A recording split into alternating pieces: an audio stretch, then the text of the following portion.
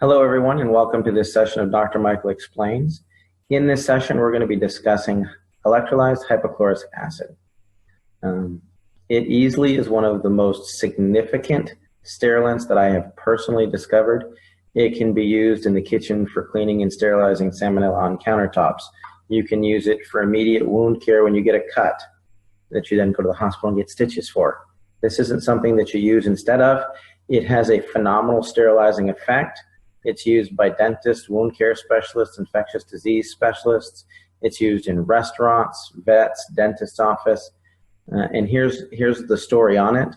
And I'd like to clarify some of the ambiguousness of what is the difference between 2.5 acid water and what is the difference between that compared to electrolyzed 2.5 hypochlorous acid.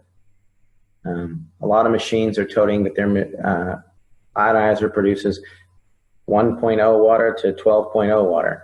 1.0 pH strong acid water is not even closely related to 2.5 hypochlorous acid.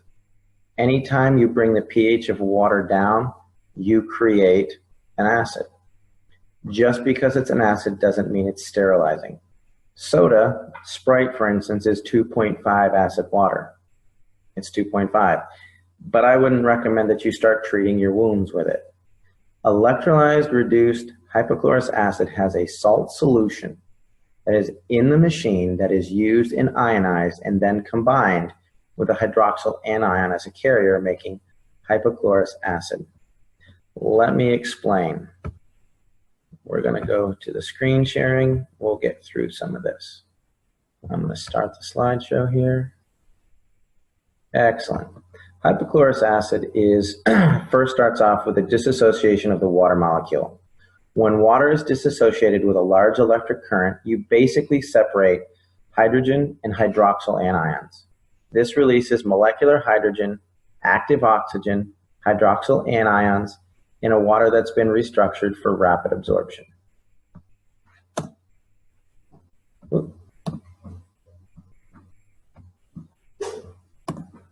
Hypochlorous acid is a weak acid with a chemical formula of HOCl. It basically forms when chlorine dissolves in water. It's the basis and premise for bleach type stuff. However, electrolyzed hypochlorous acid is done in the presence of an electric current. It cannot be isolated in a pure form due to its rapid equilibration with its precursors, basically salt water, and it works as an oxidizer. If you take water, which is H2O, add salt solution, NaCl, in the presence of a strong electric charge, you're going to get 2.5 hypochlorous acid.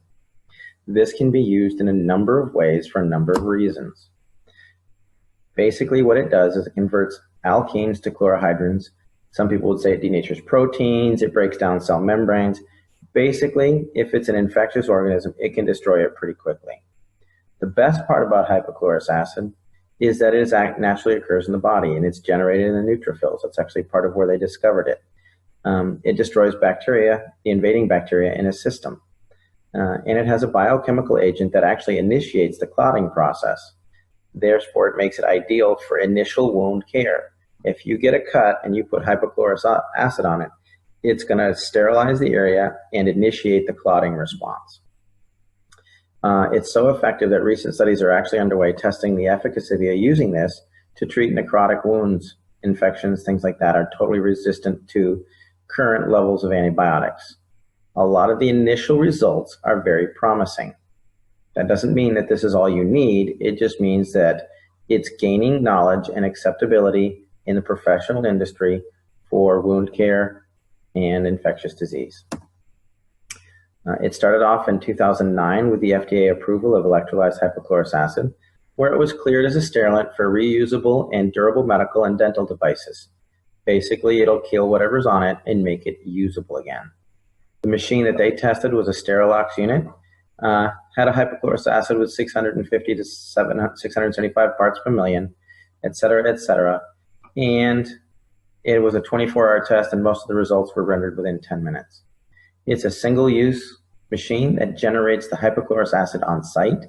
You can't go and say, hey, give me some hypochlorous acid and use it a week later.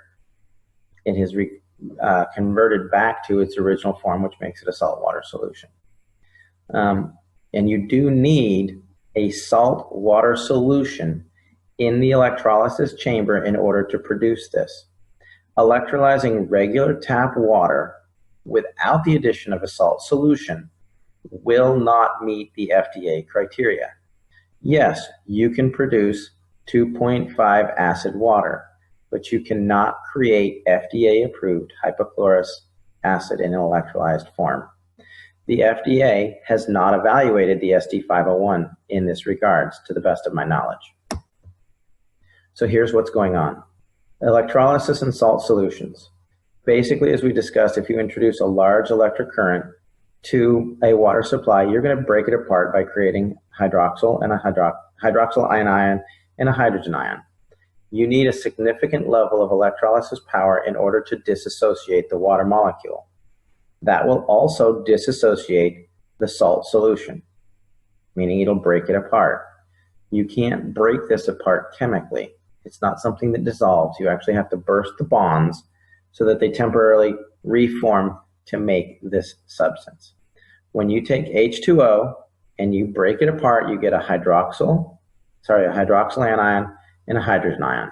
When you break this apart, you get these two components. Well, these two bind together and these bind together.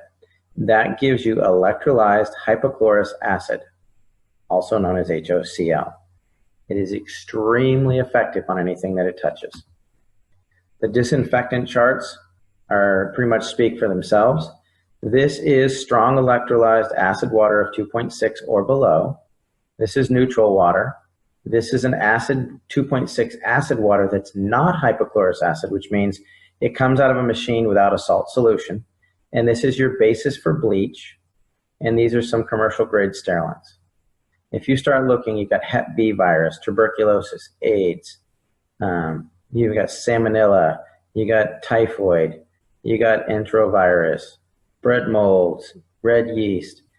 Across the board, no live organisms detected within 30 seconds. Even tuberculosis, no live organisms within 30 seconds. Neutral water, nothing. Acid water, nothing. Bleach, nothing. Wasn't effective, didn't get it killed. And you can see that's a very effective statement to come across something that is that effective across the boards. And that's because of the nature of what it does. It actually destroys the cell of the invader within about 30 seconds. That way, a lot of times when you take antibiotics, you have to take them for days and days and days and days. Otherwise, you've just, quote unquote, fed the bug to make it a super bug. This one just kills it on contact. Now, admittedly, you're not going to take 2.5 electrolyzed acid water and drink it to try and kill an intestinal virus. You don't want to drink this. It is superficial. It is for wound care on the external surfaces. It is for hands, fingers, feet. If you get a cut, it's great. Even if you get like a sore throat, you can gargle with it, but then spit it out. Do not start drinking 2.5 acid water, electrolyzed. It is not what it's intended to do. Again, do not drink this.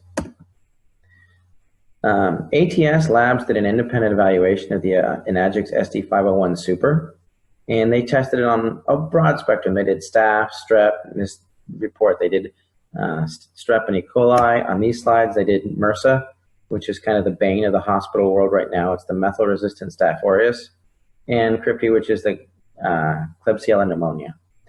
Across the board, ATS Labs found that the SD501 met the standards established by the FDA in 2009 for sterilization. A lot of these results were complete sterilization with an ATP meter in less than 30 seconds. In some of the wound care specialists and facilities that I've worked with and maintenance facilities for hospitals and such, they've run their tests, and the hypochlorous acid produces high levels of sterilization within a very short period of time, oftentimes faster than specialized chemical agents. Here's some case studies. This is my disclaimer. This is not designed to teach you how to treat wounds. This section particularly is dealt with a lot of the wound care specialists that I have worked with, a lot of the doctors, hospitals, and facilities. In all of the following case studies, hypochlorous acid was added to a standard treatment protocol. It was used in conjunction with all the other forms of traditional medical treatments. Fortunately, this has led to several joint efforts among physicians, myself, wound care specialists all over the country, and it is designed to better serve our patients. It's not an us versus them. It's not, oh, well, you need what we've got. That is not the case. This is for educational purposes only and is not intended to diagnose, treat, render assistance in any manner. And I'm not going to be giving out treatment protocols. I'm leaving them out on purpose. I don't want somebody going, oh, look at Dr. Michael on YouTube and he'll tell you how to get rid of that MRSA. No, that's not how this works. If you receive an injury, wound, or infection, seek immediate medical attention. Don't rely on hypochlorous acid only. If you have a situation where you have somebody like that, my contact information will be at the end of this slide presentation. You can have the physicians talk to me and we can set something up.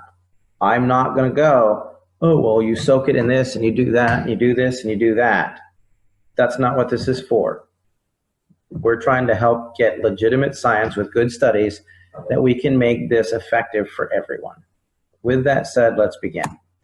This will start with a MRSA patient, methyl-resistant Staph aureus. The gentleman received it in a hospital. It was post-surgically, had his gallbladder removed, and one of the puncture wounds where they went in to look around got infected with MRSA because of the scope. It ate a good chunk away. You can see that that's about 3 or 4 inches in diameter. After a couple of weeks, they ended up having to put a wound vac in this, and he did broad spectrum antibiotics. He did intravenous, he did oral, he did topical. He was doing a lot of things. After 5 months on the wound vac and all the antibiotics they were doing, he had pretty much a stale prognosis. It wasn't getting better, it wasn't getting worse. The wound got significantly smaller and started to heal. Within 7 days of treatment with the hypochlorous acid, it measured half the size. Within 18 days, it had greatly reduced, and his infectious disease doctor declared the margins clear. Not me, not the patient. He was working with his physician in this. And they ended up removing the wound vac. Here's another case. This person cut their thumb in the kitchen, went to the hospital, got stitches, and a good case of MRSA. If you look over here, you can see all the dead tissue starting to necrotize and get really, really unhealthy. They were looking to amputate this. Within a few weeks of the protocols, significant improvement, actually saved the thumb. Same thing here. This was a gangrenous finger in using the 2.5 hypochlorous water. This gentleman was actually looking to have the finger amputated, and within 6 weeks, it was within a margin that he had full function. This person had diabetic ulcerations in the foot that had been there for years, began the protocols, and again, area started to clear up. This is my accident-prone son. He cut his leg taking the trash out and banged his head on a pipe playing outside. We used it for immediate sterilization. You can see he went and got stitches, but the area cleaned up. It healed really well. This is another client of ours. She actually fell off a ladder, and you can see that's a pretty nasty wound. Went to the hospital. They got it all taken care of. She used the hypochlorous acid pre and post stitches. She used it every day to keep the wound clear of infection. And you can see on this picture here, you can just see the faintest line.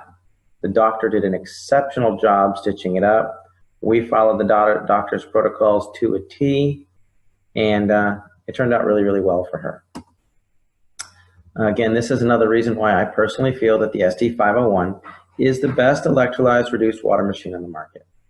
Many of you know about my daughter Skylar. If you don't, there's a Dr. Michael Explains the Magic of Skywater. It's out on YouTube. It was the only ionizer that actually worked for her. This machine produces 7 types of highly bioavailable water. It is endorsed by thousands of doctors and used in hospitals all over the world. The drinking water it creates produces molecular hydrogen, active oxygen, and antioxidants. You can also use this for full spectrum disinfecting, cleaning, food prep, and cosmetics. I hope you've found this enlightening. Dr. Michael Explains is now on Gmail. If you're considering any type of water ionizer, I've assembled a detailed scientific explanation that pretty much separates all the facts from the sales and marketing fiction. Soon to be released will be Dr. Michael Explains the Competition. Thank you for your attention, and I hope this was beneficial to you. And if I can help, let me know.